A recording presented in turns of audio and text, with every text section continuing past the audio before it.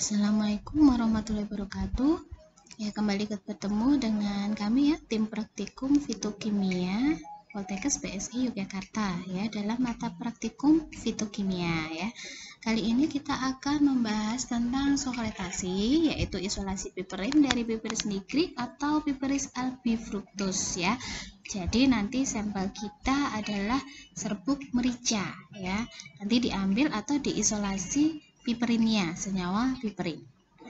Nah, tujuan praktikum sokletasi ini nanti diharapkan kalian nanti dapat memahami prinsip dan melakukan isolasi piperin dari Piperis nigrifructus atau Piperis albifructus beserta analisis kualitatif hasil isolasinya, yaitu nanti piperin itu ya dengan metode KLT atau kromatografi lapis tipis ya.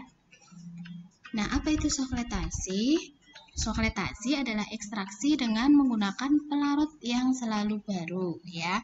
Jadi ini sebenarnya soklet itu nama alatnya ya. Ini prosesnya sokletasi adalah ekstraksi menggunakan pelarut yang selalu baru, yang umumnya dilakukan dengan alat khusus sehingga terjadi ekstraksi kontinu dengan jumlah pelarut yang relatif konstan dengan adanya pendingin balik. Jadi pelarutnya itu selalu baru, tapi kok jumlah pelarutnya itu bisa ya relatif konstan ya. Harusnya kan kalau normalnya kalau pelarut itu selalu baru, jumlah pelarutnya kan tambah terus karena baru ya kan. Nah, kalau sokletasi ini enggak, jumlah pelarutnya selalu baru tapi jumlahnya relatif konstan. Nah, nanti seperti apa? Nah, nanti disimak setelah ini ya. Nah, alat ekstraksinya intinya terdiri dari lampu, tabung soklet, dan alat pendingin balik ya. Nah, nanti alat dan bahan yang kita gunakan dalam praktikum kita kali ini, bahannya nanti ada serbuk piper nigrum atau piper album ya. Nah, itu nanti kalau di offline sudah disediakan dari kampus ya. Kemudian etanol 95%. Nah, ini etanolnya yang murni ya, dalam artian bukan yang etanol 70% atau 50% ya. Nanti ngaruhnya di apa? Nah, nanti silahkan dibahas ya. Kemudian KOH etanolik 10%, kemudian silika gel GF254. Nah, ini nanti silika gel digunakan untuk identifikasi senyawa atau dengan cara KLT itu ya. Ini nanti kalau sudah kita menemukan atau mengisolasi piperinnya. Kemudian ada diklormetan dan etil asetat, ini adalah untuk fase gerak dalam KLT. Anisaldehid asam sulfat nanti sebagai reaksi semprotnya untuk KLT juga, piperin pembanding dan glass wool ya. Nah, alat yang kita gunakan nanti adalah perangkat penyaring soklet. Nah, volume ekstraktornya nanti 100 ml, kompos dengan penangas air atau heating mantle. Nah, kita pakai heating mantle kalau di lab ya. Kemudian batang pengaduk, cawan porselin, corong, dan perangkat KLT ya. Nah, ini adalah gambar soklet ya. Jadi nomor 1 ini adalah kondensor. Nah, ini kondensor itu pendingin tadi ya. Nah, ini bisa juga untuk mempercepat proses pengembunan fungsinya. Kemudian nomor 2 ini adalah timbal. Nah, dia sebagai wadah untuk sampel yang ingin diambil zatnya. Jadi sampelnya nanti berubah serbuk, kemudian dimasukkan ke dalam kertas saring yang sudah dibentuk seperti lontongan ya. Jadi berbentuk selongsong kayak lontong itu, tapi bukan dari daun pisang ya. Jadi dari kertas saring, kemudian dimasukkan ke kertas saring tersebut. Nah, baru dimasukkan ke timbal ini ya. Jadi nanti ini alatnya ini bisa dicopot dan ini juga bisa dicopot. Nah, nanti sampelnya dimasukkan dari sini. Nah, ke sini. Kemudian yang ketiga, ini adalah pipa F. Fungsinya sebagai jalannya uap bagi pelarut yang menguap dari proses penguapan ini. Nah, ini kan dipanaskan, nanti dia menguap lewat sini. Terus ke pendingin ya, nanti akan saya jelaskan prosesnya. Kemudian yang keempat adalah sifon. Nah, sifon tuh ini yang kecil ini. atau rumah siput ya. Ada yang menyebut rumah siput. Fungsinya sebagai perhitungan siklus. Bila pada sifon larutannya penuh ya, kemudian jatuh ke labu alas bulat ini. Nah, maka itu dinamakan satu siklus. Nanti satu siklus ini gini naik ke atas, turun ke sini, kemudian dia melewati rumah siput, kembali lagi ke labu. Itu satu siklus. Nanti akan saya jelaskan kemudian. Kemudian ini adalah labu alas bulat, fungsinya sebagai wadah bagi sampel dan pelarutnya nanti. Nah, kemudian ini hot plate atau bisa juga heating mantle ya. Tadi kita di kampus pakainya heating mantle, fungsinya sebagai pemanas larutan ya. Jadi nanti biar kalau ini panas, otomatis kan pelarutnya ini akan menguap. Nah, naik ke atas ya. Nanti saya jelaskan prosesnya setelah ini. Nah, ini alat soklet yang kita gunakan di kampus kurang lebih seperti ini ya. Nah, ini tadi kan gambar secara gambarnya ya. Kalau ini adalah alat soklet yang nyata ya. Nah, ini adalah labu. Labu ini nanti isinya adalah pelarut yang kita inginkan. Mau diisi PE boleh, mau diisi etanol, diisi heksan, dan lain sebagainya. Dan sebaiknya yang PA. Kemudian ini adalah timbel. Nah, ini adalah simplisia ya, serbuk simplisianya dimasukkan ke dalam kertas saring, kemudian dimasukkan ke timbel ini. Nah, ini adalah masuknya air, jadi nanti dikoneksikan dengan keran juga ya. Kemudian ini keluarnya air, nah ini kondensor atau pendingin. Kurang lebih seperti itu ya. Nah, ini adalah alat soklet dengan 4 proses penyarian inti. Jadi dalam sokletasi nanti akan ada 4 proses penyarian inti, yaitu ada penguapan cairan dan sebagainya. Mari kita lihat, ini ada sedikit video ya. Nanti kita lihat prosesnya secara simpel seperti apa.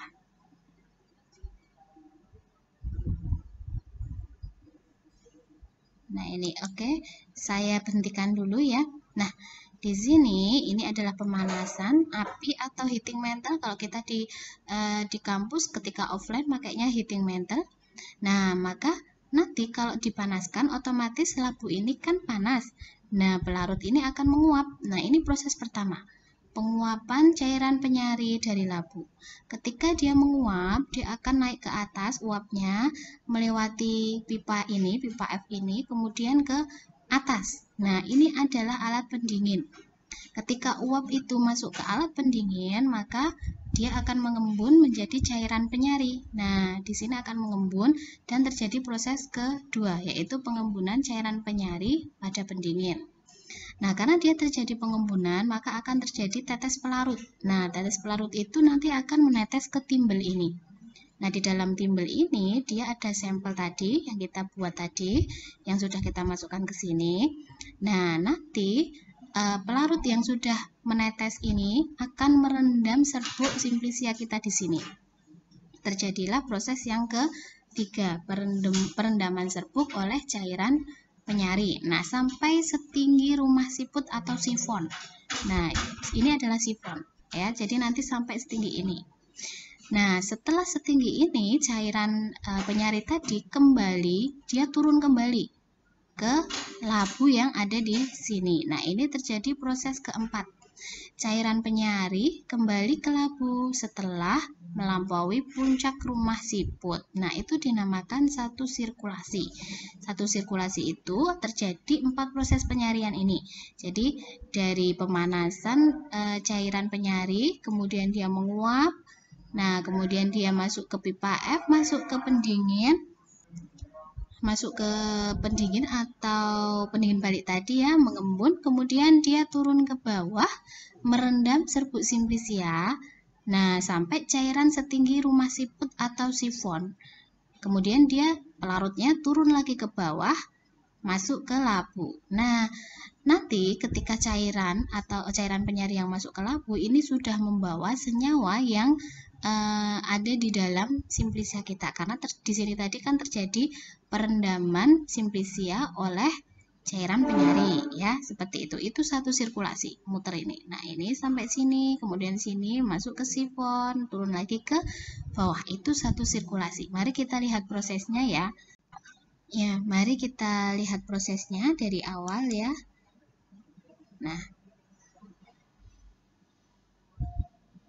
Nah, yang ungu ini adalah larutan penyarinya. Dia akan memenuhi rumah siput nanti. Nah, di sini ada simplisia nanti. Nah, setelah dia penuh, dia akan turun ke bawah. Ya, kemudian turun ke labu dan sampai kosong. Nah, itu dinamakan satu sirkulasi. Kita lihat sirkulasi yang kedua. Ini menguap lagi, masuk ke pendingin, merendam. Nah, memenuhi rumah siput. Kemudian setelah penuh, dia akan turun. Nah, dia mengosongkan lagi. Ini adalah sirkulasi yang kedua. Nah, seperti itu sampai berapa sirkulasi? Sampai optimal dalam menyari senyawa yang ada di simplisia. Biasanya sekitar 2 jam bisa 6 sampai 8 sirkulasi. Tapi tergantung dari masing-masing sampel yang kita pakai ya dan senyawa yang kita ambil ya. Biasanya sekitar 6 sampai 8 sirkulasi itu sudah cukup optimal ya. Kalau di lab kita pakainya sekitar itu ya, 6 sampai 8 sirkulasi selama kurang lebih 2 jam. Nah, ini adalah video dari kelompok praktikum offline kakak angkatan kalian 2018 kalau tidak salah ya. Nah, ini bisa untuk mulai memahamkan dan membayangkan kalau ketika kita praktikum offline nanti ya. Oke, kita lihat dulu ya. Silahkan disimak dulu.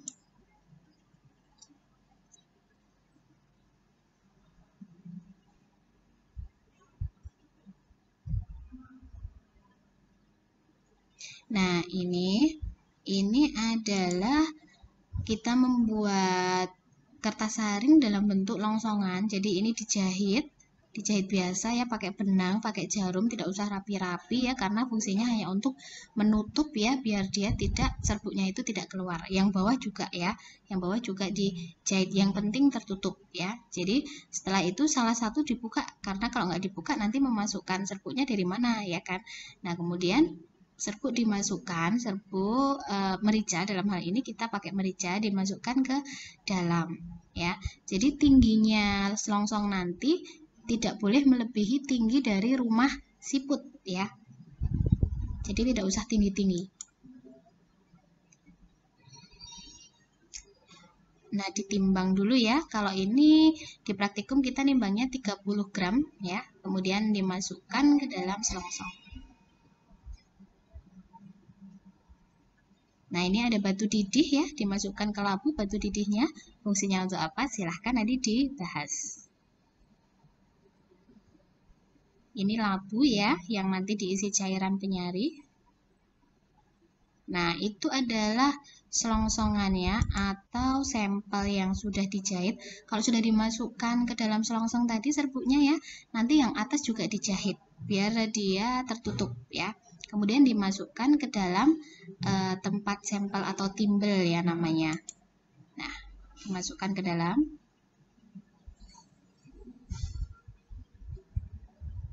Seperti itu. Kemudian disambungkan dengan labu. Ini labunya belum dikasih larutan penyari. Nanti nambah larutan penyarinya setelah, nah ini, setelah dijadikan satu. Penambahan larutan penyari itu 2 sirkulasi, sebanyak 2 sirkulasi. Nah, ini sirkulasi pertama setelah melewati sifon ini ya. Nanti dia turun. Nah, dia turun ke bawah, itu 1 sirkulasi. Nah, ditambah segitu lagi. Jadi, nanti kita pakai 2 sirkulasi cairan penyari ya. Nah, ini ditambah 1 lagi.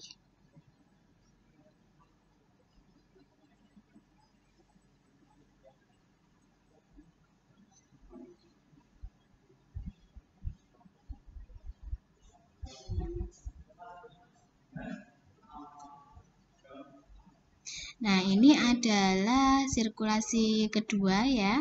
Jadi, yang kita pakai adalah sebanyak 2 sirkulasi. Kemudian, alat untuk sokretasi dipasang.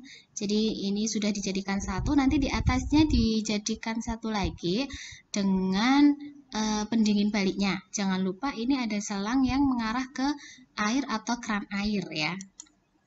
Nah, ini adalah proses pemasangan alat coklat.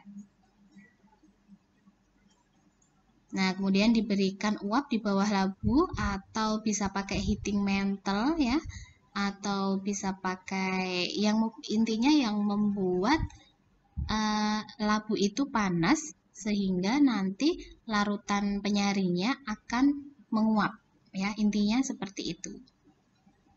Nah, ini adalah 4 tahap coklatasi yang sudah saya jelaskan tadi, penguapan ya, kemudian perendaman dan lain sebagainya. Nah, setelah melewati 6 siklus, maka tadi diambil ya yang ada di labu ya, cairan penyari yang ada di labu itu tadi sudah mengandung senyawa yang mau kita ambil.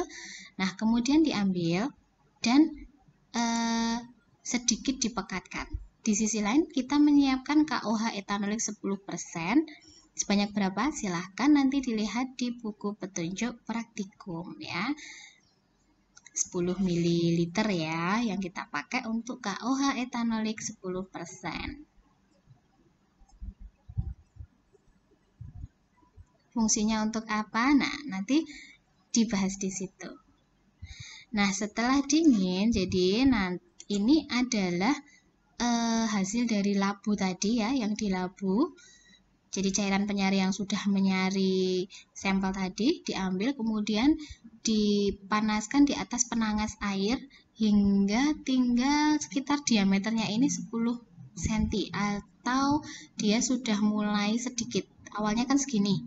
Nah, kemudian setelah diuapkan dia menjadi segini. Nah, kemudian didinginkan, menunggu dingin ya. Kenapa harus menunggu dingin? Nah, silakan nanti dibahas ya. Setelah dingin nanti silakan ditambah dengan KOH etanolik 10% ya, yang tadi sudah disiapkan sebanyak 10 ml.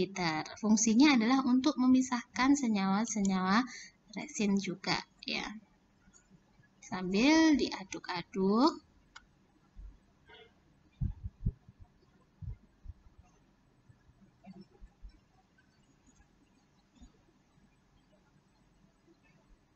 Nah, akan timbul seperti semacam endapan ya.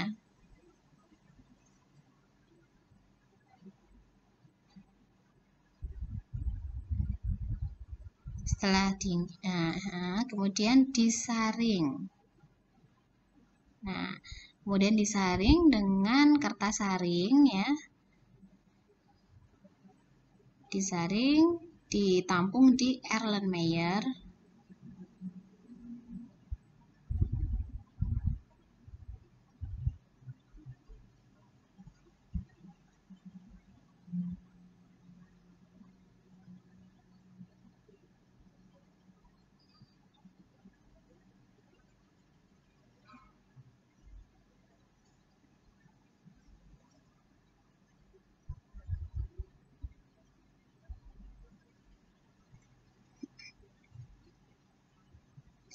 Nah, setelah disaring diambil 3 ml ya, nanti untuk bahan yang belum diisolasi, nanti yang untuk KLT ya. Jadi diambil dulu 3 ml, nanti pas KLT kita jelaskan lagi. Kemudian kertas saring tadi dikeringkan, kemudian dimasukkan ke dalam kulkas. Nah, seperti itu ya. Jadi, kertas saringnya jangan dibuang ya, kertas saring yang untuk menyaring tadi ya. Tapi sebelumnya, kalau yang ini, yang pertama setelah disaring pertama itu, kertas saringnya tidak masalah dibuang. Tapi kemudian kan yang hasil filtratnya tadi, yang di sini, sebentar, saya ulang yang di sini. Nah, nanti yang tertampung di sini tadi itu disimpan dulu di dalam kulkas ya. Nah, biasanya minggu berikutnya atau setelah 7 hari ya, minggu berikutnya, pekan berikutnya itu disaring. Jadi disaring lagi. Kalau ini nggak masalah dibuang, tapi yang setelah itu filtratnya disimpan di kulkas, kemudian minggu berikutnya kita ambil, nanti akan timbul endapan di bawah Erlenmeyer ini ya. Kemudian nanti kita saring. Jadi bukan saringan ini yang kita simpan, tapi yang kedua nanti ya. hasil saringan yang kedua yang kita simpan ya. Jadi nanti kita akan menyimpan itu adalah yang pertama itu 3 ml yang kita sisihkan tadi di awal ya, 3 ml. Nah, kemudian nanti kertas saring yang kedua ya, bukan yang ini ya, tapi yang kedua nanti saringan kedua. Nah, di situ ada kristal. Nah, nanti kristal ini dilarutkan dalam pelarutnya. Nah, ini nanti akan jadi sampel juga. Sampel yaitu sebagai kristal piperinnya. Nah, kristal piperinnya itu ini nanti. Nah, ini ya. Jadi seperti itu. Nah, ini tadi saya ralat ya karena dia pas saringan pertama dibilang yang kertas saring yang ini, tapi bukan itu ya, tapi yang kedua atau yang setelah mengalami penyimpanan ya, karena kalau sudah disimpan nanti dia akan timbul kristal. Nah, itulah kristal piperin ya, jadi sudah terisolasi senyawa piperinnya. Nah, itu yang bisa kami sampaikan ya dari tim fitokimia untuk praktikum sokletasi. Semoga bisa diikuti ya, meskipun untuk sementara kita daring ya, dan semoga bisa memahamkan ya. Demikian yang bisa kami sampaikan, semoga bermanfaat. Wassalamualaikum warahmatullahi wabarakatuh.